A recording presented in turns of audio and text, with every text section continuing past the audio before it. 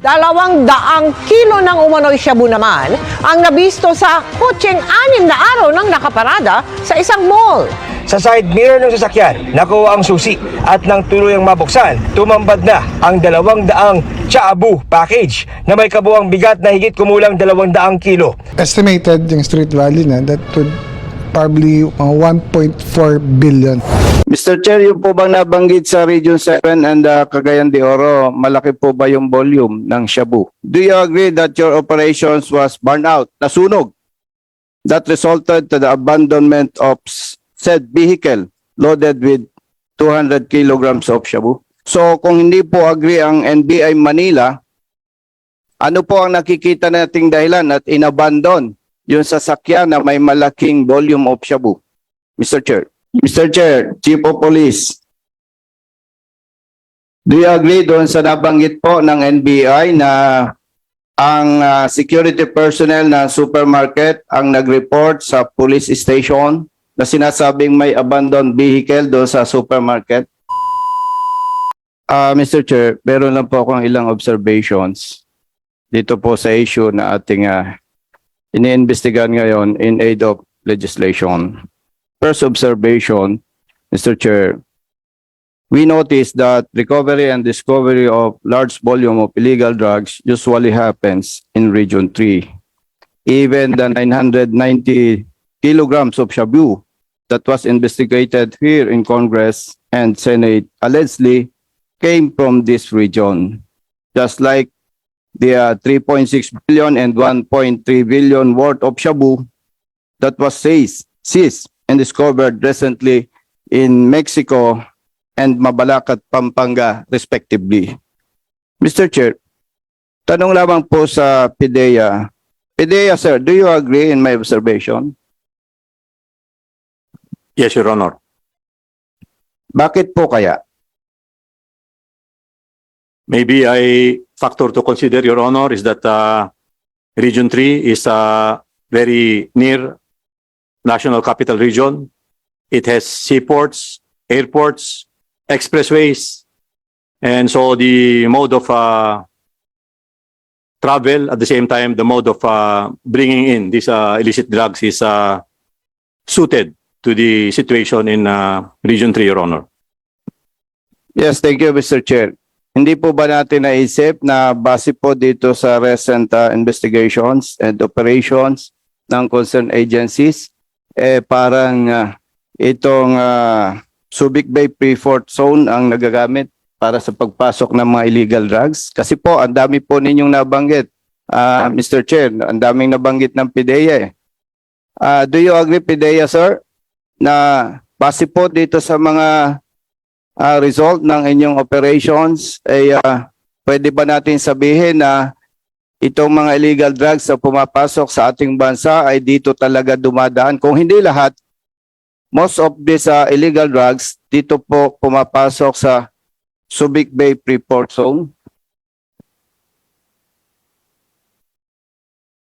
No, Your Honor, because there are also possibilities that there is a high incidence of drugs are being shipped into, like, for example, in Region 7, Cagayan de Oro also. So, it's I think I do not have enough data to support that all or most of the illegal drugs are being shipped to Subic Port, Your Honor. Mr. Chair, yung po bang nabanggit sa Region 7 and Cagayan de Oro, malaki po ba yung volume ng shabu?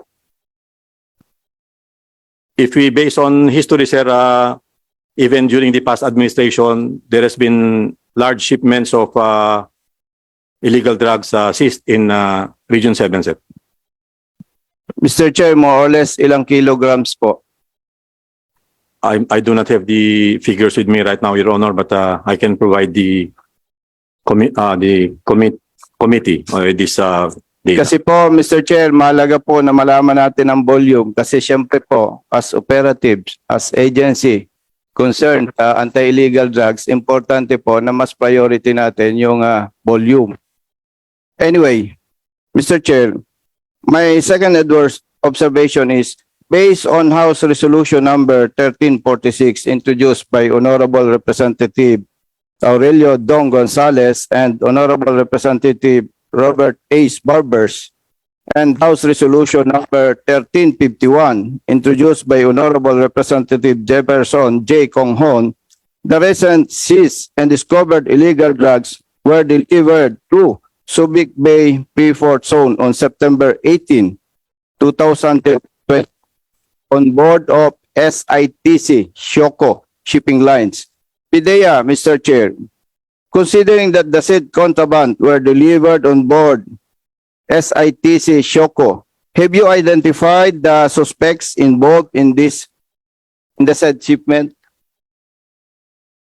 Your Honor, may I ask that the National Bureau of Investigation, being the project initiator, be asked on this question, Your Honor. Mr. Chair, may we ask NBI kung may na-identify po silang suspects, particularly yung mga personnel or management from SITC Sheko? Mr. Chair, good morning, Your Honor.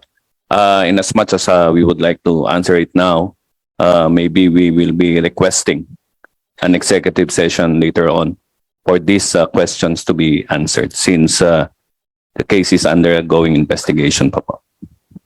Thank you, sir. Yes, thank you, NBI. Mr. Chair, thank you. Third observation, Mr. Chair.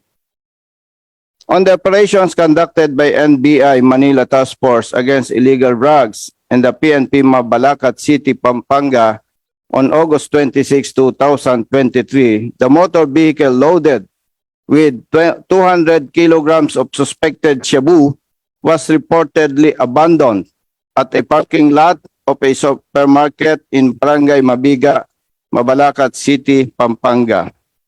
Mr. Chair, pwede po bang malaman sa NBI Manila? Do you agree that your operations was burned out, nasunog, that resulted to the abandonment of said vehicle loaded with 200 kilograms of shabu? No, sir. So kung hindi po, ano po ang dahilan at na-abandon yung sasakyan? Dalawa lang po yan eh. Siguro primarily, intentional, inabandon eh. Alam naman natin na kung tayo ang possessor ng drugs, eh malaking halaga yun eh. Naturalmente, iingatan natin. So kung hindi po agree ang NBI Manila, ano po ang nakikita nating dahilan at inabandon yung sasakyan na may malaking volume of shabu? Mr. Chair. Mr. Chairman, the vehicle was abandoned 6 days already when the NBI was called to inspect the vehicle. Again, Mr. Chair, wala po kayong idea or lead bakit inabandon yung sasakyan samantalang malaki pong halaga ng shabu at nandun? Wala po ba tayong idea, Mr. Chair? Yes, Mr. Chairman, according to the informant, no, the driver felt that he was being followed by law enforcement agency, so he decided to park the vehicle in the mall and he just abandoned it, no? Just ran away. Mr. Chair, considering na inabandon yung subject vehicle, paano po ninyo nalaman na mayroong abandoned vehicle doon sa supermarket na yon loaded with more or less 200 kilograms of shabu? Mr. Chairman, it was called to us by the security guards of the mall. So, Mr. Chair, nabanggit po 6 days ago na abandon yung sasakyan.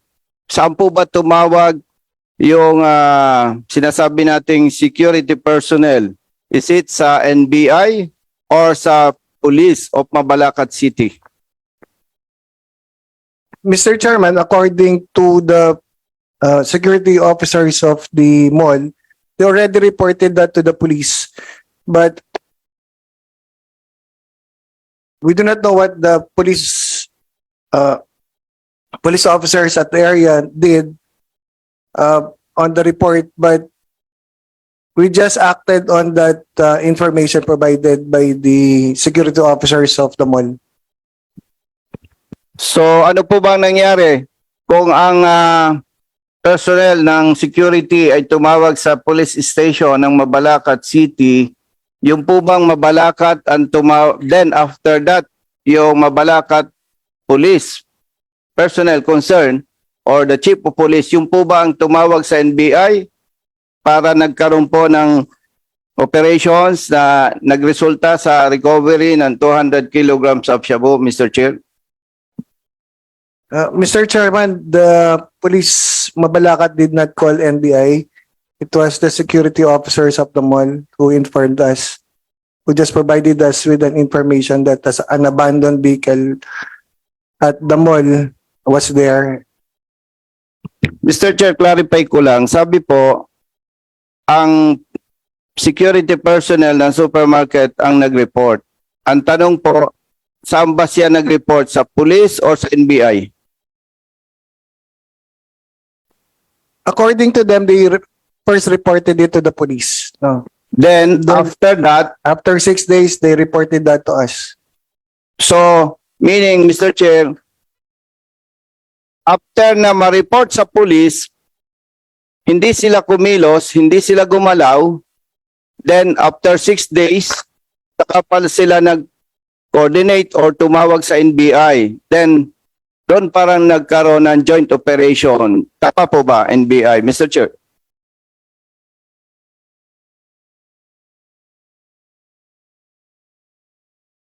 So after 6 days, when the matter was reported to us, the NBI proceeded to Mabalacat, Pampanga, Mr. Chairman.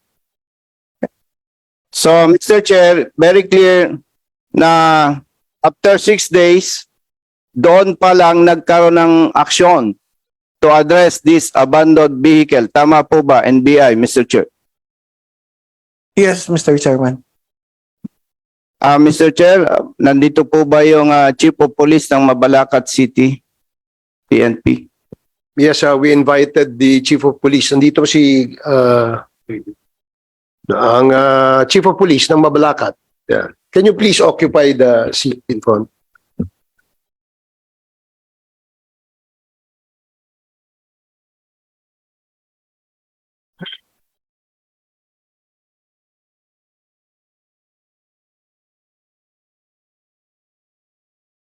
Mr. Chair, Chief of Police, do you agree doon sa nabanggit po ng NBI na ang security personnel ng supermarket ang nag-report sa police station na sinasabing may abandoned vehicle doon sa supermarket? Yes, sir. Ano po ang date noon? August 25, sir, in my recollection, according to the blatters ng Mabalacat City Police Station, sir. Mr. Chair, after na ma-report po sa inyo na August 26? 25, sir, yung coordination. No, please. Kailan po ni-report sa inyo ng security personnel ng supermarket na mayroong abandoned vehicle? I think August 20, sir. August 20. Hindi po tayo sigurado. Allow me, sir, to review my reference, sir. Mr. And, Chair, An apology, sir. The Chief of Police on that date, sir, is Police Lieutenant Colonel Abraham Abayari, and I assume the post September 22, 2023, sir. Mr. Chair, with all due respect, I think hindi po siya dapat ang sasagot doon sa ating mga clarificatory questions. Baka po magkaroon lamang ng problema kung siya ang sasagot. Mr. Chair, na-invite po ba yung Chief of Police during the time na nagkaroon ng ganitong incident? Comsec, did we invite the Chief of Police at that time when the abandoned vehicle was discovered? So hindi kayo ang Chief of Police that time? Hindi pa po, sir. So I'm sure, but merong reports yan, di ba? Meron, sir. Meron. So anong naka-blatter sa inyo? Ano yung nakalagay sa report nyo? When was the information given to the the chief of police regarding an abandoned vehicle dyan sa parking lot? Sir, based on the blatter, sir, only August 20, sir, Sunday morning, na tumawag, sir, ang security guard ng SM Hypermarket sa CTOC, sir, na Mabalacat CPS, informing that a Toyota Avanza red in color bearing plate number CGS 643 was abandoned on their parking lot since August 19, 2023 night until the pag-report nila, sir. Does that satisfy Congressman Busita? Yes, Mr. Chair, meron na po akong follow-up questions. Last question, Congressman Busita. Yes, Mr. Chair. Kung August 20 na-report sa police station yung abandoned vehicle, Mr. Chair, kailan po naman nag-report? Or ano po yung kanilang action taken after they received said report?